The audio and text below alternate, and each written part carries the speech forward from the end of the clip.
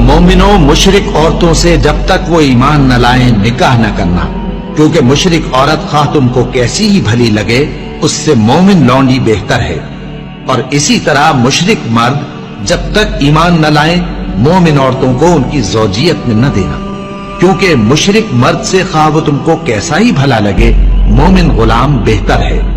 یہ مشرک لوگوں کو دوزخ کی طرف بلاتی ہیں، اور اللہ اپنی مہربانی سے بہشت اور بخشش کی طرف بلاتا ہے، اور اپنے حکم لوگوں سے کھول کھول کر بیان کرتا ہے تاکہ نصیحت حاصل کرے۔ اور تم سے حیض کے بارے میں دریافت کرتے ہیں، کہہ دو وہ تو نجاست ہے، سو ایام حیض میں عورتوں سے کنارہ کش رہو،